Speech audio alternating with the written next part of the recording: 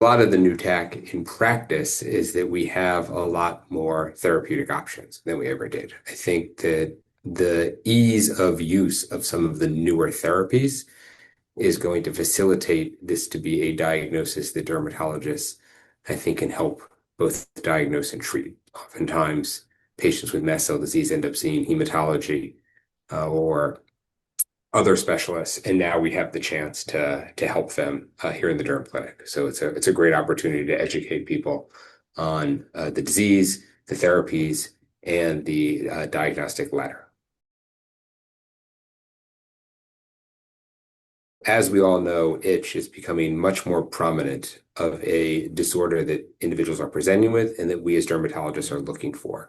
And I think that the goal is when we see a patient who is itching, is to do a little bit more questioning and potentially order something as simple as a tryptase in that initial itch evaluation to see if this is mast cells.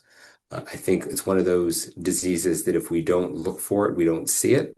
And now there's an opportunity to really begin to consider a mast cell disorder as the cause of the itching before we jump necessarily to one of the new great anti-itch therapeutics that we have.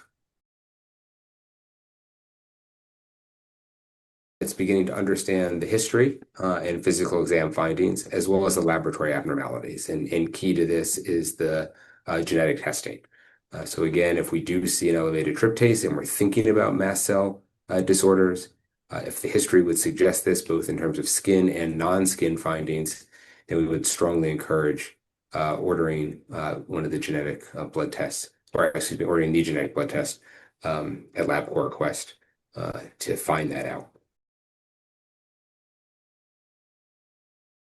You would go further than that when it's elevated, and the goal really is to just begin to think about this. Mast cell disease, systemic or cutaneous mastocytosis still remains very rare, but it may be more common than we think, especially as we're looking at individuals who are presenting across all phases of life with itching. And so I think that we really just want to add that to our general laboratory evaluation of our new patients who do present with findings of itch before we necessarily jump to atopic dermatitis or pruritus of unknown origin or prurigo nodularis, just to really gain a sense of you have some skin findings, you have the sensation of itch, and now what we really want to do is add tryptase into the mix of our laboratory evaluation, and when we see that to be elevated, to continue that workup as appropriate. And that's two general questions, whether it's not appropriate versus whether it's not accessible. And we all know, unfortunately, that many of our newer targeted therapies are not accessible. And so that's where we have to hopefully can work with the manufacturers to get individuals these medicines.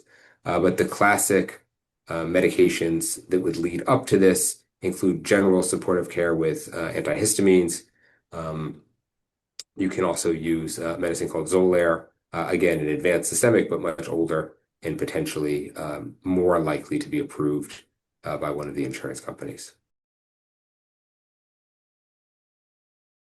It's that patient who presents to his or her office as a new patient who's coming in itching, and by ordering that tryptase level, if you do identify one of these individuals to have mast cell disease, then that's the individual who is now being helped based on that lecture. And so that's the goal, is really just to get people to think about this as part of their differential.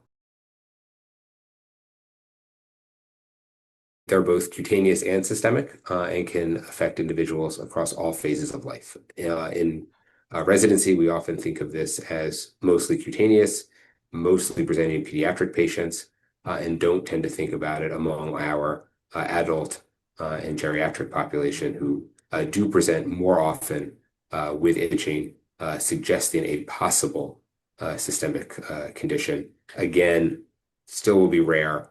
It's not something that's going to present every day like psoriasis or atopic dermatitis, but we do want to keep it on our differential. I think it's great that at a meeting of this stature that we're really beginning to explore some of the more rare diseases in dermatology. It's been phenomenal to watch the journey over the last 2 decades of psoriasis and atopic dermatitis receive the attention that they're getting with systemic drugs. And now we have this opportunity to really leverage our understanding of immunology to attack diseases that we really haven't had an opportunity to consider to help all these patients.